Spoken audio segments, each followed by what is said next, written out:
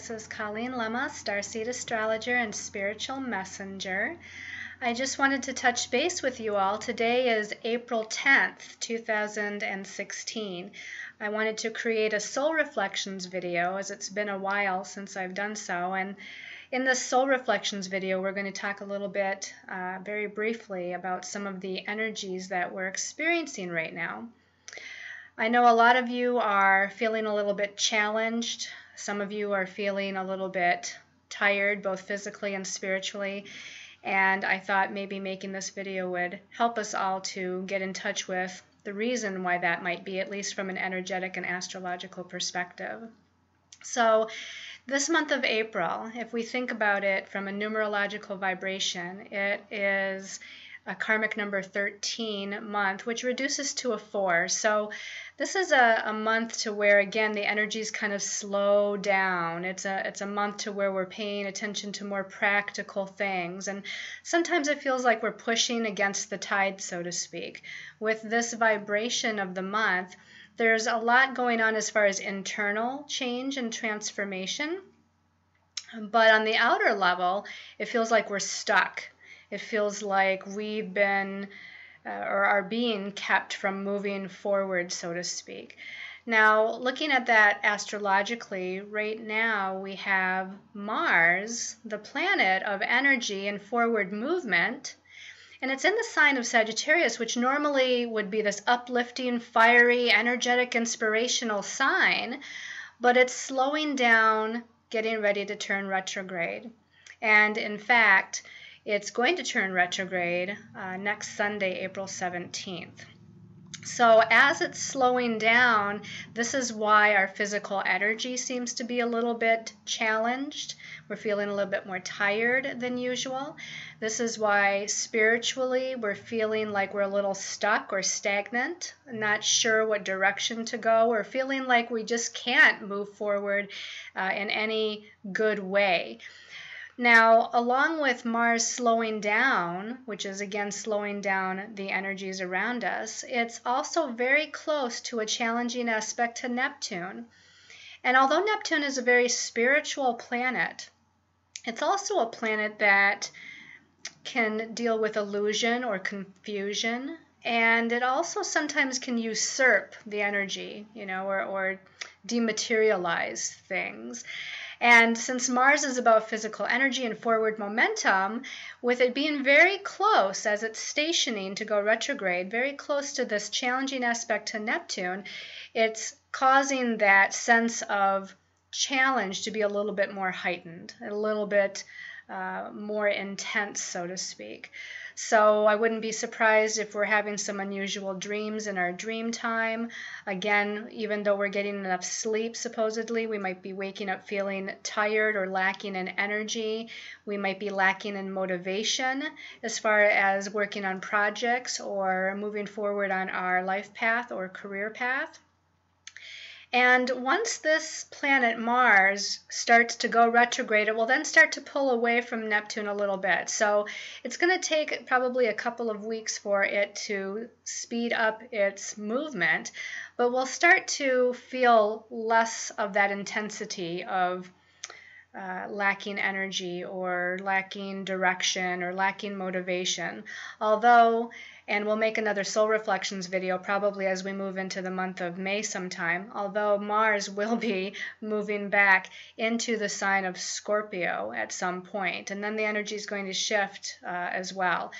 Now, with any retrograde planet, it turns the energies within. So again, Mars in Sagittarius, although normally a very energetic and inspirational placement, as it goes retrograde, it's going to internalize those energies and pull those energies within ourselves that they won't be as expressed as much on the outer level or in our environment.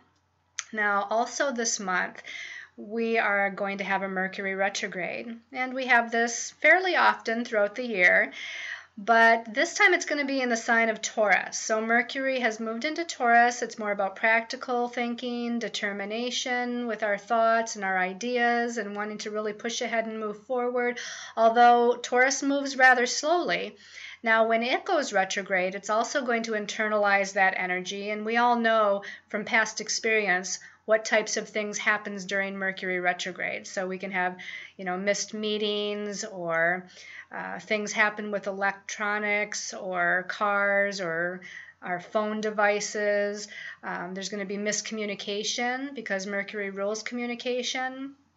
So this is a time to research and redo and reinvent and try to really understand from more of a logical perspective what we might need to do as we move forward once Mercury moves direct. Now, when does this happen?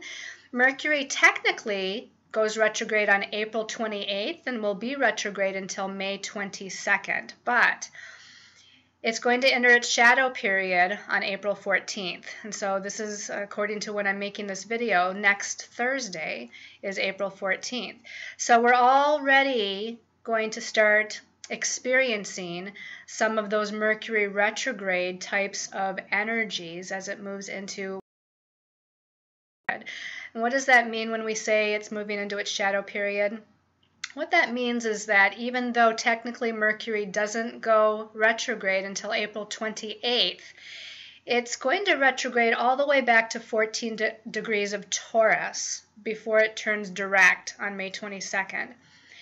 And the shadow period that it's entering is when Mercury actually enters that 14th degree of Taurus, which is the degree that it retrogrades back to. That's what we say, or what we mean when we say that Mercury is entering its shadow period. So as of April 14th, Mercury goes into that 14th degree of Taurus, and then 15 degrees, 16 degrees, and so on until it goes retrograde.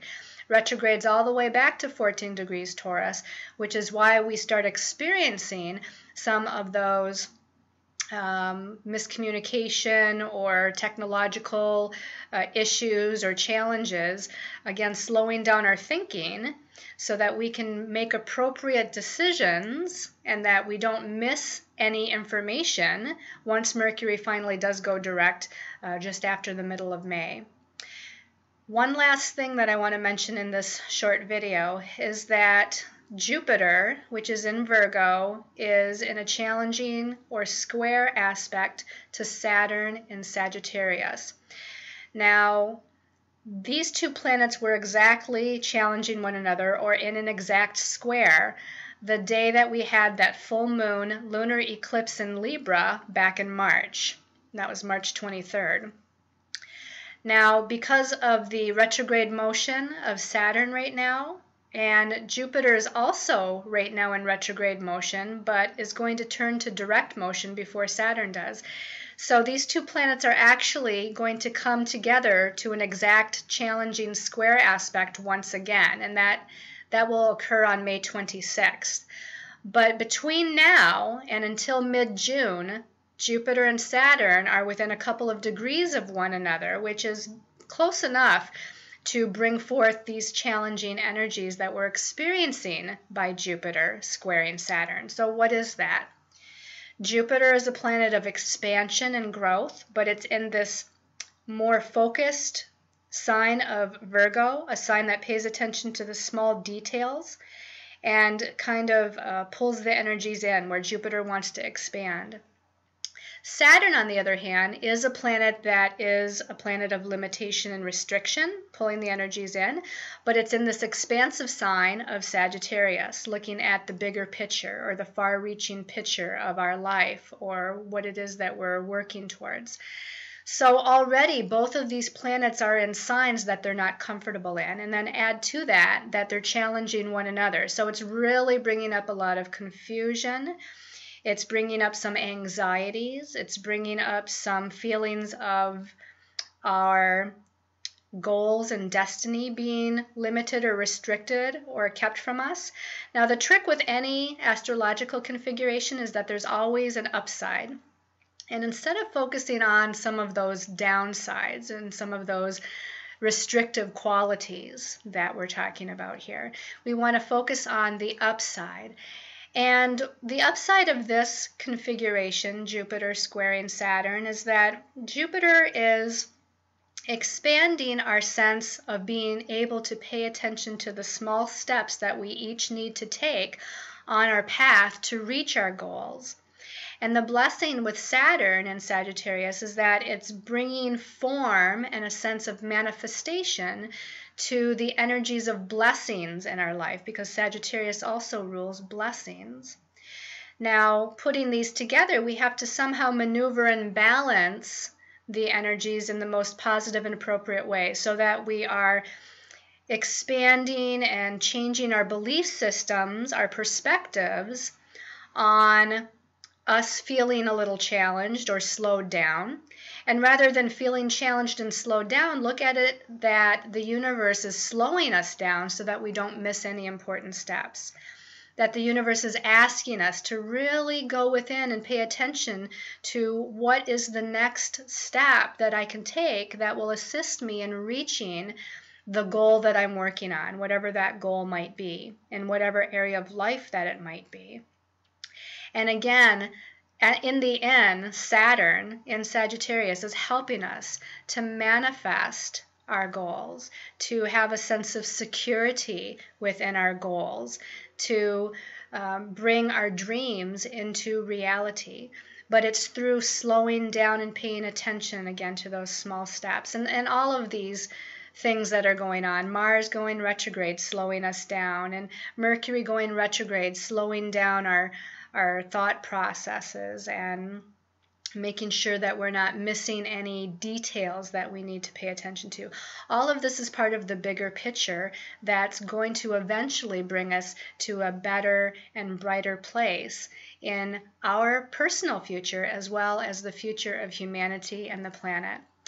So I also want to share with you a card that I chose for this video. I asked Spirit to assist me with choosing a card that was going to give a special message. And I chose it from the Syrian Starseed Tarot by Patricia Corey and Alyssa Bartha. I really do like this particular tarot deck because it speaks to me to higher vibrational energies within us as being light workers or star seeds here on the planet. So in meditation, I asked my angels and guides to give me that card as a message for this video to all of you. And we have the Master of Flames. Now, in this deck, the Master of Flames is one of the court cards. In the traditional tarot, this would actually be the King of Fire or the King of Wands. But I really liked the word Master kind of spoke to me, and only in the sense that right away I got the message that we are masters of our own destiny. Okay, we are masters of our own destiny. And the fire element or the flames element here is the element of spiritual energy. It's the energy of universe source God, that creative life force energy, where we are co-creator with the universe or co-creator with God's source energies. So this to me is a message for all of you for this video and all of the astrological and universal energies that we're experiencing right now, telling you that you are the master of your own destiny as far as your thoughts, where your mindset is, how positive you're feeling and thinking, and to not allow yourself to get drug into the negative ego mind antics, and to also realize that as master of your own destiny that you are co-creator with universe. You are co-creator of what is occurring and unfolding on your path. So I wish you all much love and light. I wish you all many blessings, and we'll connect again on the next weekly or monthly video. So angel blessings to all of you. Take care.